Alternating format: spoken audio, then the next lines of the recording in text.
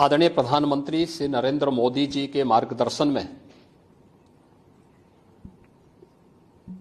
देश की नई संसद में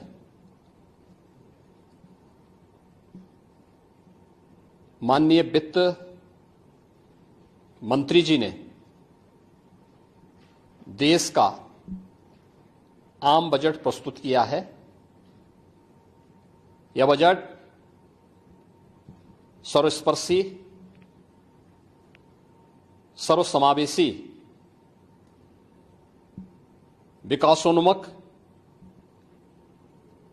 140 करोड़ भारतवासियों की आशा, आकांक्षा और अमृत काल के संकल्पों को पूरा करने वाला सिद्ध होगा। आम बजट 2024-25 आत्मनिर्भर एवं विकसित भारत के निर्माण का एक आर्थिक दस्तावेज है। इस आम बजट में अंत्योदय की पावन भावना, विकास की असीम संभावना और नवोन्मेष की नवदृष्टि है। इस आम बजट में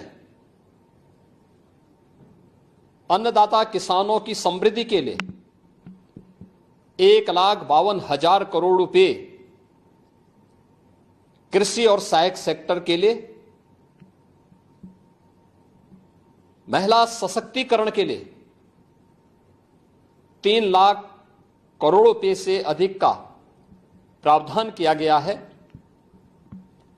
स्वाभाविक रूप से आधी आबादी, देश के सबसे बड़े राज्य उत्तर प्रदेश की आधी आबादी इससे सर्वाधिक लाभान्वित होने वाली है, और खासतौर पर तब जब उत्तर प्रदेश 2020 से ही मिशन शक्ति के कार्यक्रम को प्रभावी ढंग से यहां पर जमीनी धरातल पर उतार रहा है। सर्वाधिक अन्नदाता किसान उत्तर प्रदेश के अंदर निवास कर रहा है। उन अन्नदाता किसानों की समृद्धि में आज संसद में प्रस्तुत आम बजट बड़ी भूमिका का निर्वहन करने वाला है। युवाओं के लिए लाखों नौकरियों के साथ साथ मध्यम वर्गीय परिवार के लिए प्रत्यक्ष कर यानी इनकम टैक्स में जो नए टैक्स स्लैब की घोषणा हुई है, ये सभी अभिनंदनीय है, स्वागत योग्य है। इस पूरे बजट को अगर मैं कह सकता हूं कि यह बजट भारत को $5 ट्रिलियन की इकोनॉमी में बदलने के संकल्प के साथ ही दुनिया के ग्रोथ इंजन के रूप में भारत की भूमिका को और विकसित भारत की संकल्पना को साकार करने का एक आर्थिक दस्तावेज के रूप में यह देश की संसद में प्रस्तुत किया गया है। इस 140 करोड़ जनता जनार्दन के लिए समर्पित उनकी आशा, उनकी आकांक्षा और अमृत काल के संकल्पों को पूरा करने वाले इस बजट के लिए मैं आदरणीय प्रधानमंत्री जी के प्रति आभार व्यक्त करता हूं। माननीय केंद्रीय वित्त मंत्री माननीय श्रीमती निर्मला सीतारमण जी को और उनकी पूरी टीम का मैं अभिनंदन करता हूं।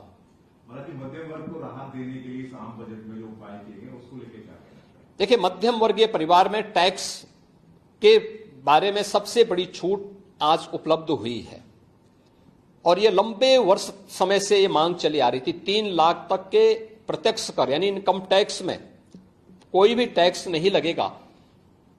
इसके साथ साथ अन्य जो स्लैब भी दिए गए हैं वे काफी राहत भरे हैं।